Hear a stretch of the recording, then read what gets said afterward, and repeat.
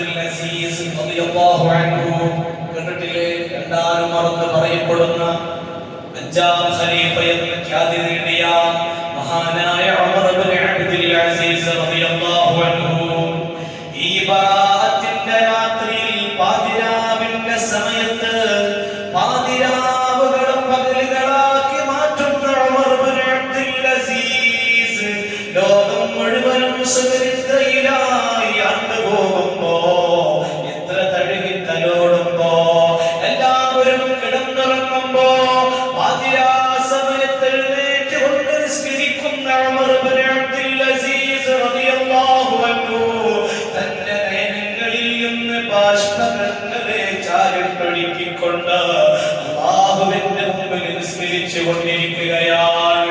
ബറാഅത്തിന്റെ രാത്രിയാണ്, നരകത്തിൽ നിന്ന് മോചനം നേടുന്ന രാത്രിയാണ്.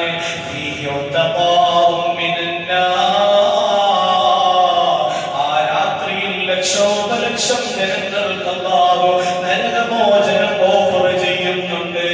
കരയുന്നവനെ, കരയുന്ന കുട്ടിക്ക് പാലുള്ളൂ എന്ന് പറഞ്ഞതുപോലെ ദുആ ചെയ്യുന്നവന് കിട്ടുന്ന ഓഫറാണത്. ഈ രാത്രിയിൽ ഉമർ ഇബ്നു അബ്ദുൽ അസീസ് തങ്ങൾ നിസ്കാരം കഴിഞ്ഞു. ദീർഘമേറിയ നിസ്കാരമാണ്. ആ നിസ്കാരത്തിന് ശേഷം തലയൊന്നുയർത്തി നോക്കിയപ്പോ സുബ്ഹാനല്ലാഹ്, താൻ നിസ്കരിക്കുന്ന സ്ഥലത്ത് തൊട്ടരികിൽ വജദ റകഅതൻ ഖദറാ, ഒരു പച്ച കടലാസ് കാണുകയാ, ഒരു പച്ച കടലാസ് കാണുകയാ. ആ പാതിരാ സമയം തങ്ങൾ വെച്ചതല്ല, ആരും സമീപത്തേക്ക് വരുന്ന സമയമല്ല. ഈ സമയത്ത് ഒരു പച്ച കടലാസ് കണ്ടപ്പോ അതിൽ നിന്ന് പ്രകാശം സ്ഫുരിക്കുന്നുണ്ട്. ആകാശലോകത്തേക്ക് പ്രകാശം അടിച്ചു വീശുന്നുണ്ട്. എന്തൊരത്ഭുതമാണത്! ഇത് ഞാൻ എന്റെ മക പറയുന്ന സംഭവമല്ല. മഹാനായ ഇസ്മാഈൽ ഹഖി റളിയല്ലാഹു അൻഹു അവിടുത്തെ തഫ്സീർ റൂഹുൽ ബയാനിൽ രേഖപ്പെടുത്തുന്ന സംഭവമാ.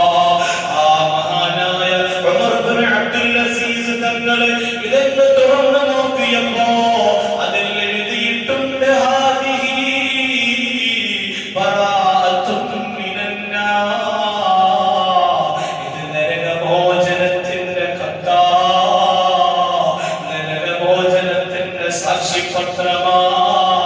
ആരിൽ നിന്നെന്നറിയുമോ? മിനൽ മലിക്കിൽ അസീസ്, അദാബിയായ പരിപാലകനായ സർവ്വലോകം